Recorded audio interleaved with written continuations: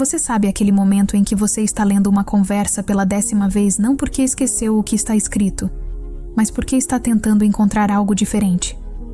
Tentando achar a frase que explica por que sumiu. Tentando descobrir onde estava o erro. Tentando entender como alguém que parecia tão certo foi embora tão fácil. E o que te machuca não é só a ausência. É que você não consegue encontrar o motivo. Você foi boa. Você se importou. Você esteve lá. E mesmo assim, de algum jeito que não faz sentido lógico, a pessoa foi. Como sempre vai. Como quase sempre vai.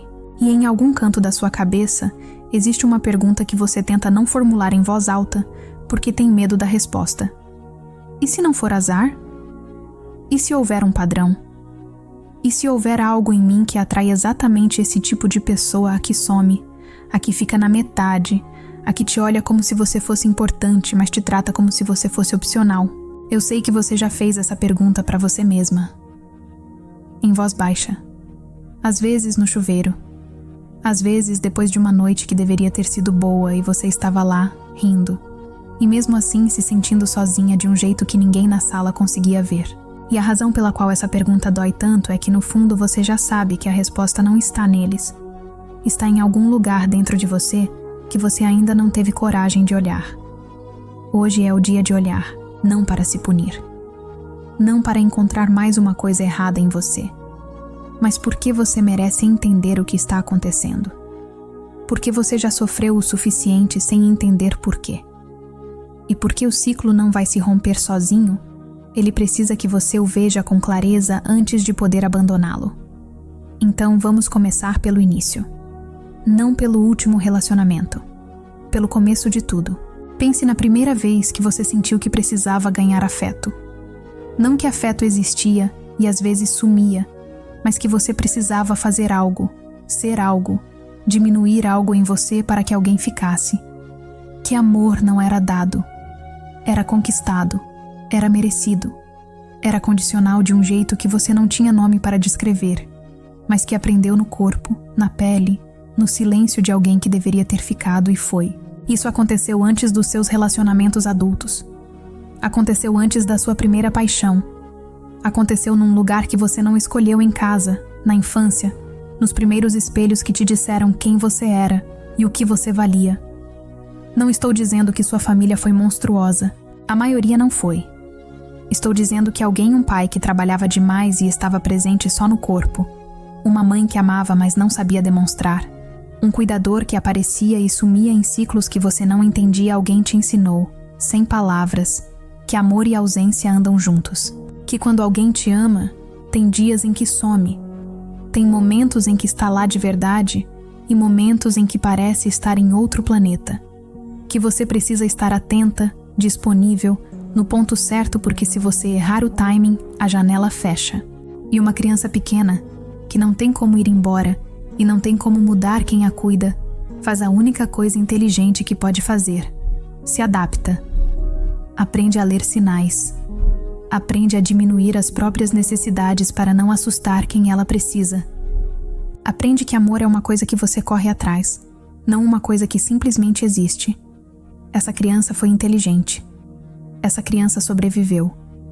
E agora ela é você adulta, capaz, plena em tantos aspectos, mas ainda operando com o mesmo sistema. Ainda reconhecendo como amor aquela sensação específica de incerteza.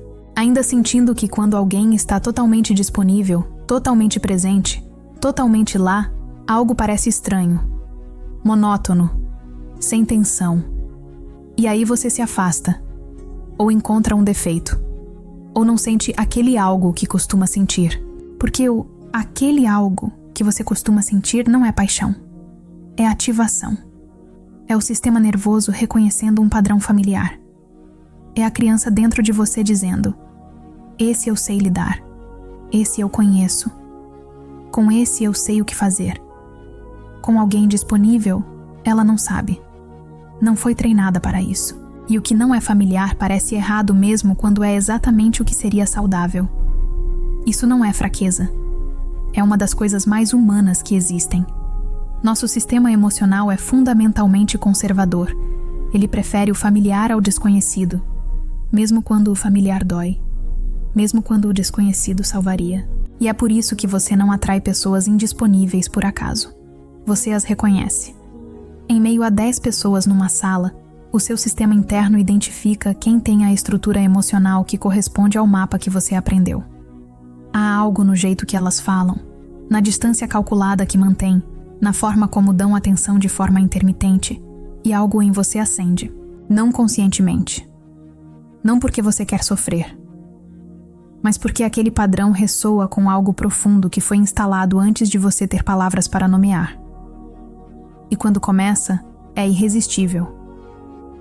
A intensidade que você sente não é proporcional à pessoa, é proporcional à ativação do sistema. É por isso que você se apaixona tão rápido por quem não está disponível. É por isso que a paixão parece tão avassaladora, porque não é apenas por eles. É pela promessa de que dessa vez você vai conseguir o que não conseguiu lá atrás. De que dessa vez você vai ser suficiente para fazer alguém ficar. Pause aqui por um segundo. Respira, porque o que eu acabei de dizer é pesado. E se ressoou, é porque é verdade, e verdades que ressoam às vezes precisam de um momento antes de serem absorvidas. Você não está presa a esse ciclo porque não sabe o suficiente. Você está presa porque o sistema que te prende foi instalado antes de você ter consciência para questioná-lo. E sistemas instalados antes da consciência não se quebram com informação. Se quebram com reconhecimento. Reconhecimento é o que está acontecendo agora. E é o começo de tudo. Se você chegou até aqui e sentiu que eu descrevi algo que você nunca conseguiu colocar em palavras, escreve nos comentários. Eu reconheço esse padrão. Não para mim, para você mesma. Porque nomear o que estava sem nome é o primeiro ato de liberdade. Agora quero ir mais fundo. Porque entender a origem é importante, mas não é suficiente. O que mantém o ciclo ativo não é apenas o que aprendemos na infância. É o que o ciclo nos dá hoje. O que ele protege. O que ele nos poupa de enfrentar. E aqui está a parte que ninguém fala. Relacionamentos com pessoas indisponíveis são, paradoxalmente, uma forma de proteção contra a intimidade real. Pensa comigo. Quando você está com alguém que não está totalmente lá, que some, que é quente e frio, que te deixa esperando, você nunca está totalmente exposta. Você nunca está completamente vulnerável. Porque existe sempre uma distância que você não cruzou. Um espaço entre vocês que mantém uma reserva de segurança. Com alguém que está totalmente disponível, totalmente presente, totalmente lá, essa distância desaparece. E de repente, você está com alguém que pode te ver de verdade. Não a versão que você apresenta. Não a pessoa que você é quando está tentando impressionar. A versão real, com as inseguranças, com as contradições, com as partes que você mesma não gosta. E isso aterroriza. Não de forma consciente, mas em algum nível do sistema, ser vista completamente parece mais perigoso do que ser abandonada mais uma vez. Porque se você se expõe de verdade e a pessoa vai embora, isso prova algo sobre quem você é. Mas se você escolhe alguém que nunca vai estar totalmente lá, você nunca precisa arriscar essa prova. É uma lógica brutal. Mas é uma lógica. E ela faz sentido dentro do sistema que foi construído. Você não tem medo de relacionamentos. Você tem medo de intimidade real. E as pessoas indisponíveis que você atrai são inconscientemente uma solução para esse medo. Deixa eu ser mais específica sobre como isso funciona no dia a dia. Porque isso não é teoria, é o que acontece nas situações concretas da sua vida. Existe uma forma específica de atenção que essas pessoas dão. Ela não é constante. É intermitente. Um dia eles estão completamente presentes, te ligam, mandam mensagem, parecem genuinamente interessados, fazem você se sentir a pessoa mais importante do mundo.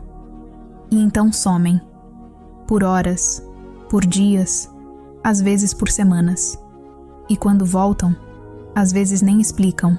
E sabe o que essa intermitência faz no seu sistema nervoso? Ela cria um ciclo de ativação e alívio que é quimicamente semelhante ao vício. Não é metáfora. É neurociência.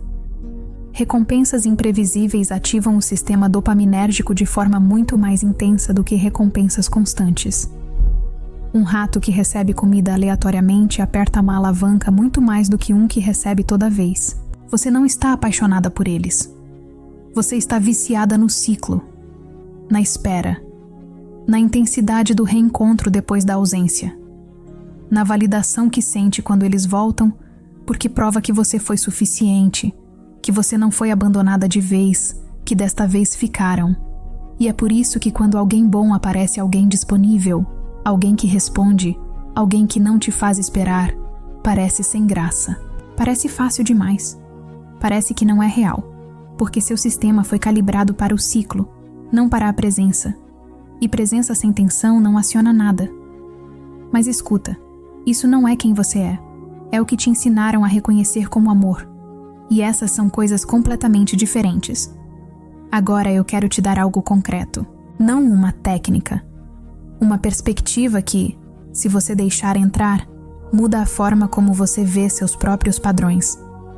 A próxima vez que você sentir aquela atração irresistível por alguém, aquela intensidade que parece avassaladora, aquele magnetismo que parece inevitável, eu quero que você pause.